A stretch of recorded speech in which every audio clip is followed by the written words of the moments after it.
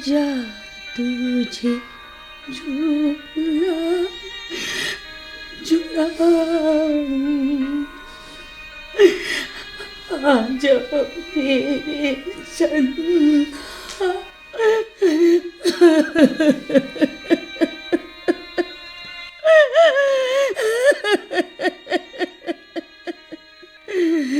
मेरा बच्चा, मेरा बच्चा, मेरा बच्चा।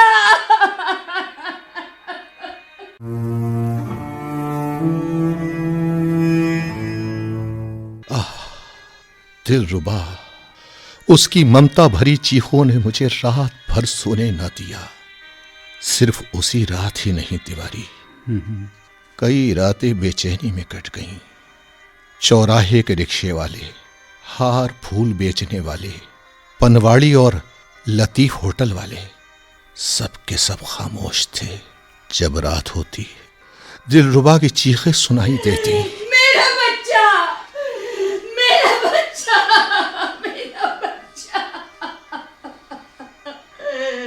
मेरा बच्चा। कोठे वालियां भी उदास थीं। यार मिर्जा, ये सब बातें तूने डायरी में लिखी हैं? हाँ, और बड़ी तफसील से लिखी हैं। बचपन से ही मुझे डायरी लिखने का शौक था। दिलरुबा की चीखों ने मुझे मेरा बचपन याद दिला दिया। तू तो रामपुर से जाकर लखनऊ में आबाद हो गया है ना, और मेरी तरह बूढ़ा भी तो हो गया है तू। ये शहर रामपुर नवाबों का शहर है, पठानों की बस्ती है।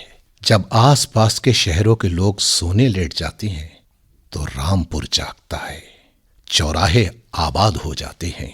और इन सब चौराहों में बाजार नसरुल्लाह खां की तो अलग ही शान है। वाह यार, वाह, बीते जमाने का क्या माहौल क्रिएट कर रहा है तू। वाह, मजा आ गया। सब याद आ रहा है हमें भी अपना बचपन। एक तरफ दुकानें, उनके आगे हार फूल बेचने वाले, दुकानों के आगे दोनों तरफ आमने सामने मोंडो और छोटी बेंचों पर शहर के बासर लोग शेरवानियां पहने, कोई टोपी ओढ़े, कोई साफा बांधे, कोई धोती बांधे। अरे भाई, खुशगपियों में मशगूल हैं सारे के सारे। याद आया, है ना? हफीज खां, हब्बी खां, लाला भगवान दास और पंडित अयोध्या प्रसाद पखाब जी भी यहाँ बैठा करते थे। और भी मौसीकार और शायर बैठा करते थे। खैर, ये तस्करा तो बड़ा लंबा है। अब मैं डायरी पढ़ रहा हूँ। सामने पूरब की तरफ बड़ा आलीशान गेट है। गेट के दोनों तरफ मैदान में फव्वारे हैं और ऊपरी मंजिल पर दोनों तरफ जिस्म फरोश औरतों के बालाखाने हैं। मुंशी गोपीनाथ बता रहे थे उनकी जवानी में यहाँ तवाइफें रहती थी। हाँ, ये सच है। 1949 में स्टेट खत्म हो गई तो तवाइफें भी कहीं चली गईं। सिर्फ जिस्म फरोश औरतें बाकी रह गईं। इनमें मस्त मौला भी थी। मस्त मौला? अजीब सा नाम है यार। हाँ, उसे सब मस्त मौला कहते थे। सुना था वो किसी पहाड़ की रहने वाली थी। हाँ, मैं डायरी पढ़ रहा हूँ। हाँ। अजीब कैरेक्टर था मस्त मौला का। गाहक कोठे पर चढ़ा, जीने से नीचे उतरा, पीछे पीछे मस्त मौला भी नीचे आ गई। आंखें नीचे, सर झुकाए चलने लगी। बेंचों पर बैठे शरीफ लोगों के पास आकर रुकती और आदाब खां साहब। आदाब। कहाँ जा रही हो मस्त मौला? कहाँ जाए खां साहब, अपनी दुनिया तो कोठे से हट्टी तक है। बस दुख दर्द भुलाने का यही तो एक तरीका है। अरे चलते हैं, लोग देख रहे हैं, आपको भी बदनामी लग जाएगी। आदाब। आदाब। थोड़े ही फासले पर हट्टी थी। 10-20 मिनट में वापस आ जाती। अच्छा। और कोठे पर चढ़कर किसी प्यासे की तलाश में झरोके में बैठ जाती। नाम तो उसका कुछ और था। नशे में धुत रहने की वजह से लोग उसे मस्त मौला कहते थे। जी बिल्कुल। हमने सुना है रास्ते में फकीरों को पैसे भी दे दिया करती थी। कभी कभी अस्पताल जाकर मरीजों को फल बांट दिया करती थी। अजीब कैरेक्टर था उसका। इस चौराहे पर एक और भी तो थी जो रात को 10-11 बजे नाचती थी, गाती थी? हाँ, लिविंग करेक्टर था वो भी इस चौक का। सब उसे दिलरुबा दीवानी कहते थे। हमने लिखा है उसके बारे में भी। वो क्या? रात के 11 बजे हैं, सामने पनवाड़ी की दुकान खुली है, जिसके पास बड़ा सा टेप रिकॉर्डर है। गाना बज रहा है।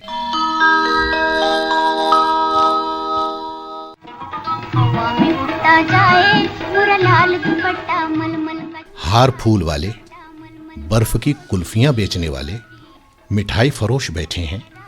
लतीफ चाय के ढाबे पर चाय बना रहा है। सवारी के इंतजार में रिक्शे वाले खड़े हैं और राहगीर चाय पी रहे हैं। अचानक दिलरुबा दीवानी चौराहे पर आ जाती है। कई रिक्शा वाले चीख पड़ते हैं, आ गई दिलरुबा, आ गई। ओ लतीफ भाई, आ गई दीवानी। अच्छा सा गाना लगा दो। देख लो लतीफ भाई, बादल गरज रहे हैं। सुनते हो? बरसात वाला गाना लगा दो। हाँ मेरे लतीफ भाई, लगा दो ना बरसात वाला गाना। आज बहुत मस्ती करने का जी चाह रहा है। आज तो खूब झूम झूम के नाचूंगी, मजा आ जाएगा। अरे वाह छम्मक छल्लो, आज तो तूने दिल पर छुरियां चला दी, छुरियां। बरसात में हमसे मिले तुम सजन, तुमसे मिले। अरे क्या खड़े खड़े तमाशा ही देखते रहोगे? आओ नाचो मेरे संग, आओ ना, मजा लूट लो, गाओ नाचो।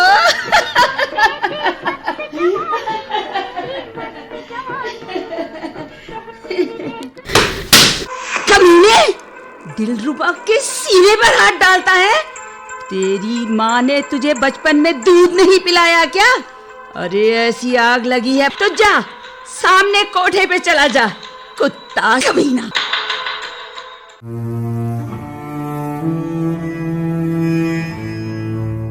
दिलरुबा को मनाने के लिए चौराहे पर हार बेचने वाला हार पहनाने उसकी तरफ आता है। ए मंगू, ना हार जाकर अपनी माँ बहनों को पहना।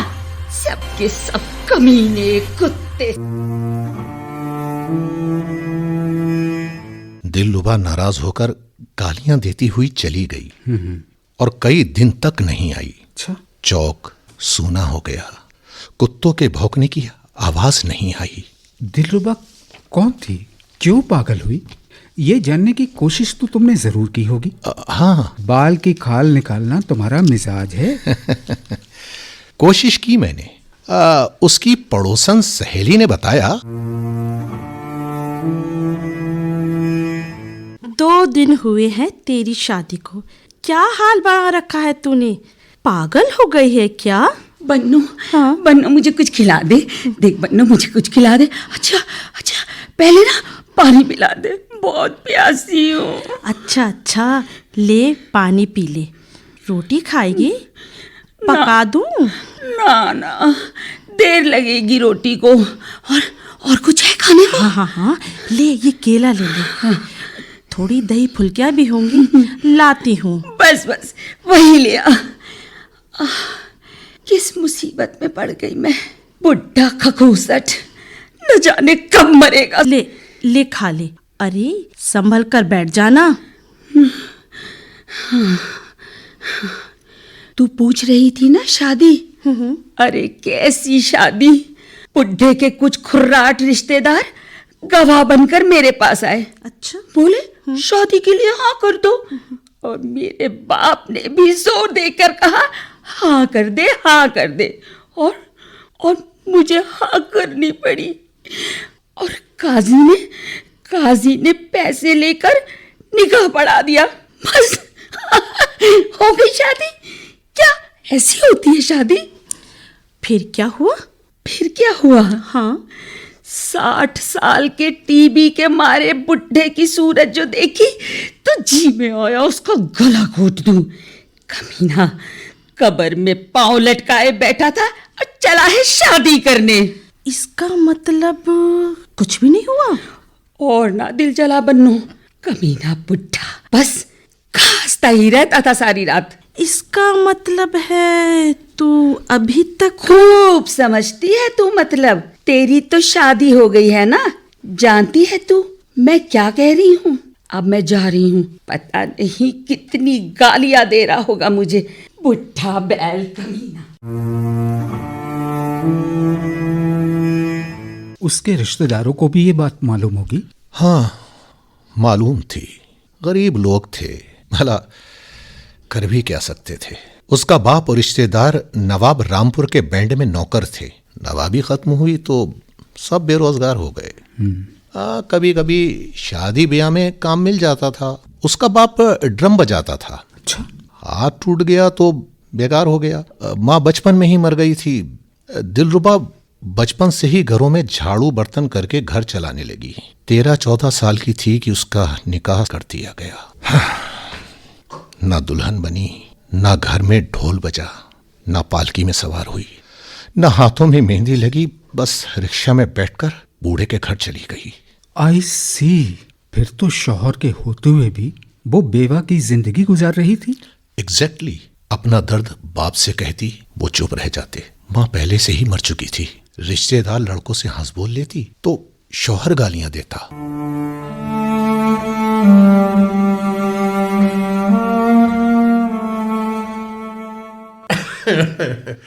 ये तेरा मामूजाद भाई अब रोज रोज आने लगा। आइसक्रीम लाया था तेरे लिए। हाँ लाया था तो क्या हुआ, भाई है मेरा, पहले भी लाता था। तू भी खाएगा बुड्ढे, तेरे लिए भी ले आएगा। बड़े मजे की होती है आइसक्रीम, खाई है कभी? आइसक्रीम खिला के मुझे मारना चाहती है, सब समझता हूँ। कभी मामूजाद, कभी चचाजाद, कभी फूफीजाद, और गाने भी सुनाती है उन्हें। हरजाई हो गई है, हरजाई। बुड्ढे, तू भी सुनेगा गाना? चल तुझे भी सुना देती हूँ। ना बाबा पिछवाड़े बुड्ढा खासता। हरजाई मजाक उड़ा रही है। निकल जा घर से, तलाक देता हूँ तुझे। अबे बुड्ढे खखूसट, तलाक? तू क्या तलाक देगा मुझे? बस निकाह हुआ है तेरे साथ। मैं तो आज तक एक रात की भी बीवी नहीं बन पाई हूँ। और बताऊं, तेरे पास तलाक के सिवा मुझे देने के लिए और है भी क्या? अरे बुड्ढे, थूक कर जा रही हूँ तेरे मुंह पे, थूक के आज थूक। माय गॉड, क्या बागी कैरेक्टर है दिलरुबा। फिर क्या हुआ? माँ बाप मर चुके थे, घर टूट गया था। बस एक खाट डालने की जगह रह गई थी। झाड़ू पोछा करके गुजर बसर करने लगी वो। तिवारी जवानी कितनी ही संभाल कर चले, फिर भी घूरने वाली नजरें बदनाम करती ही रहती हैं। बिल्कुल। उसके साथ भी ऐसा ही होता रहा। हर नजर उसे घायल करती रही। हाँ, अक्सर रातों को वो गाया करती थी। बाबुल घर होती, झूला डलाती, सब सखियन मिल झूला गाती। हेरी सखी हम झूलन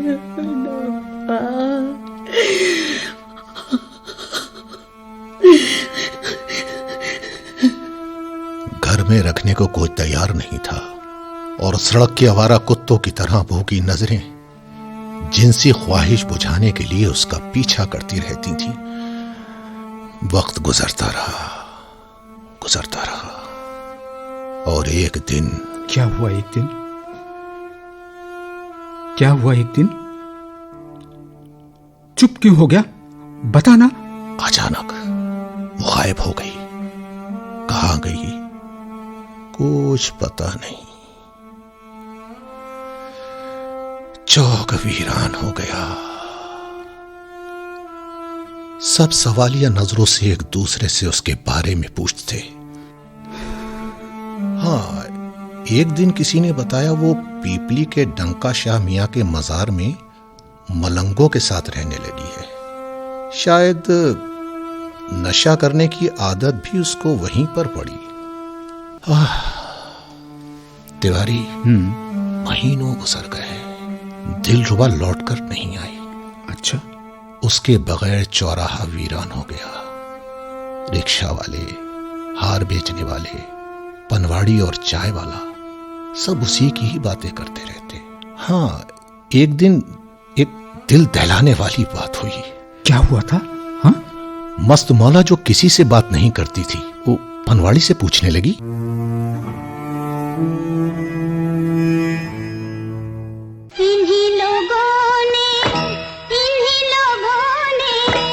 ए भाई, दिलरुबा आई नहीं बहुत दिनों से। कहीं उसके मैं समझा नहीं। हाँ, तू क्या समझेगा, मर्द जात है ना, औरत के दुख दर्द को तू क्या समझेगा। अरे वो दीवानी पेट से थी, अब समझा? पेट से थी वो दीवानी? हाँ, माँ बनने वाली थी। बस तूने तो गाना लगा दिया। किसने कपड़े उतारे उसके, तुझे क्या मालूम? तू तो चौराहे के लोगों के साथ नाच देखता रहा उसका। इतना बड़ा गुनाह दीवानी के साथ? तौबा तौबा, कौन शैतान कर सकता है ऐसी हरकत? लतीफ भाई, जिस्म बेचना हमारा पेशा है। भूखे नजरों को एक नजर में पहचान लेते हैं हम। इस चौराहे के रिक्शा वालों, हार फूल वालों, होटल वालों को आप भी जानते हैं, लतीफ भाई, और हम भी जानते हैं। ये गंदा काम ये लोग नहीं कर सकते। अल्लाह जाने किसका काम है ये। वो पीपली के मजार पर चली गई थी, हमने भी देखा है। वहां मजार के थोड़े फासले पर मलंग और मलंगनियां दिन रात पड़े रहते हैं। अरे चरस पीते हैं सब।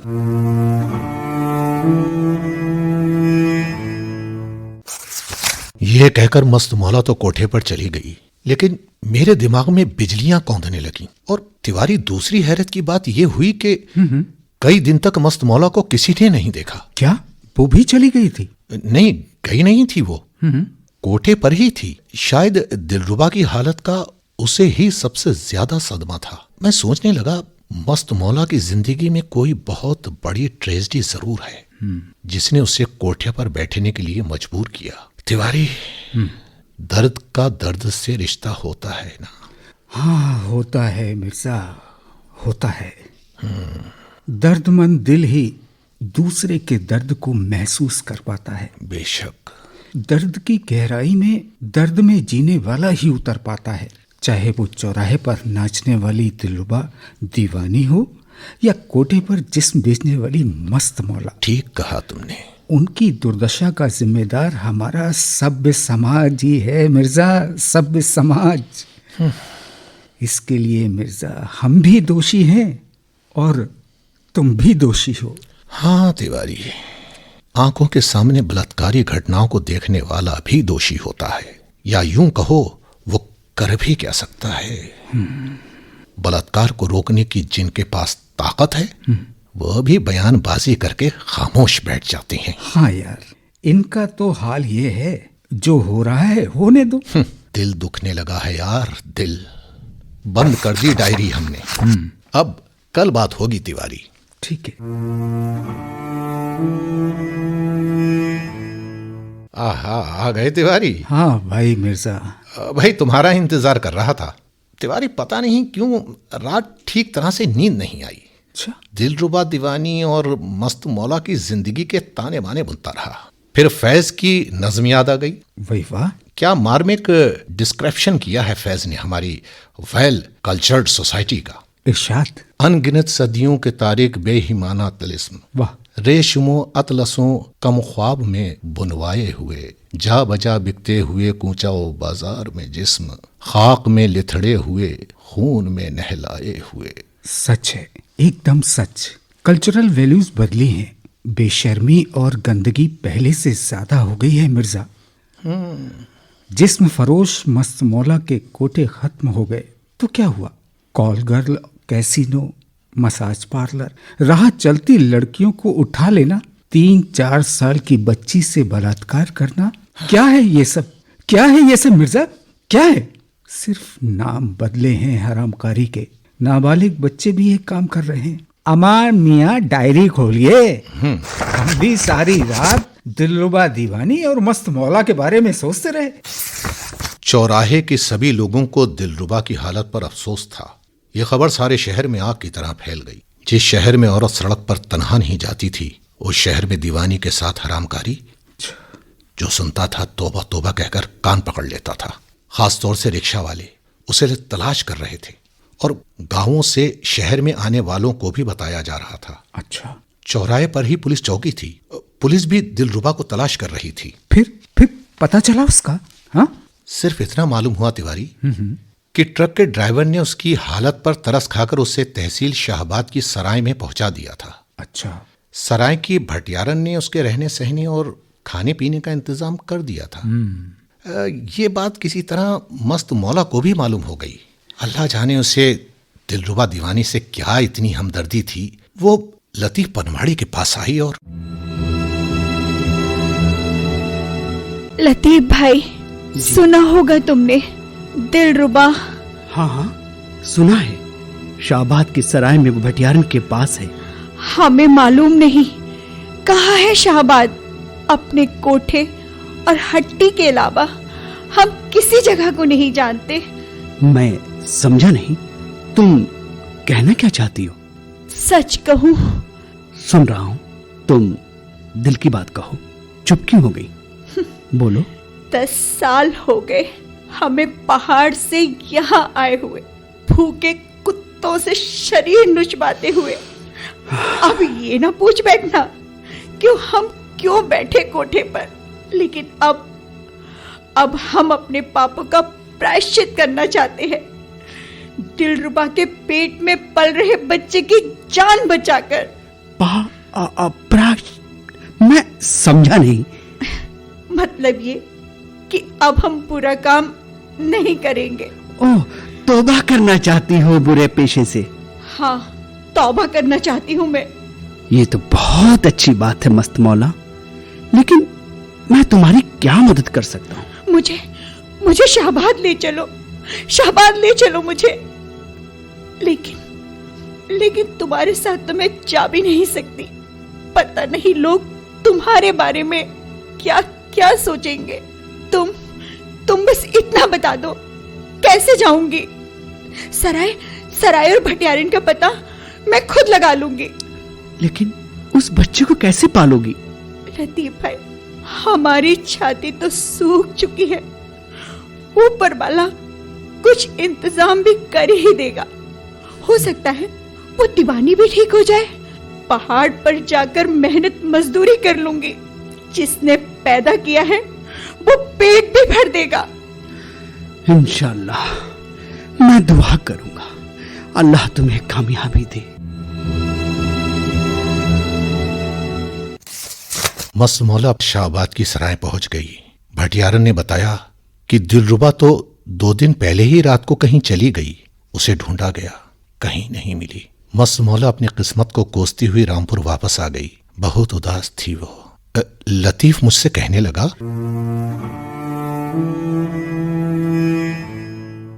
मिर्जा जी, मस्त मौला भी पीने हट्टी पर नहीं जा रही है। अच्छा? हाँ, कोठे पर भी दिखाई नहीं देती। शाहबाद से लौटी है तो कोठे से तो नीचे उतरी ही नहीं है। उसे दिलरुबा दीवानी के होने वाले बच्चे की बड़ी फिक्र है।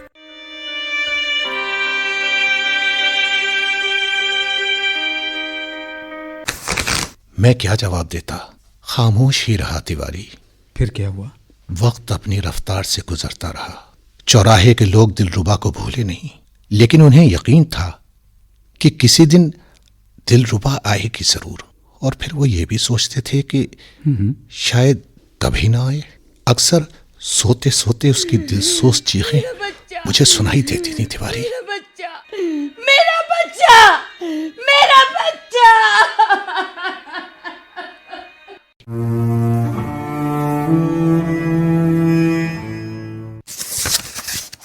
बचपन में सूरज निकलने से पहले मैं हवाखोरी के लिए जाया करता था। मैंने देखा, क्या? बंद दुकान के चबूतरे पर कोई औरत लेटी है। अच्छा। और एक बच्चे के रोने की आवाज आ रही है।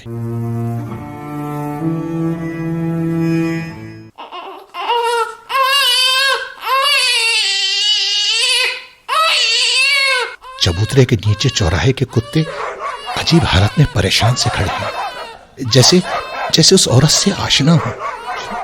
उनके भौंकने से लगता था जैसे मदद के लिए पुकार रही हूं। मैं सड़क के दूसरे किनारे पर खड़ा था, जैसे कोई पत्थर की मूर्ति हो। कहीं दूर मंदिर से आवाज आ रही थी। अस्तबल के गुरुद्वारे से शब्द फिजा में गूंजने लगे और फिर करीब की मस्जिद से अजान की आवाज आई। मस्जिद को जाने वाले लाहौल पड़ते हुए तेजी से जा रहे थे। जानते हो तिवारी, मैं क्या सोच रहा था?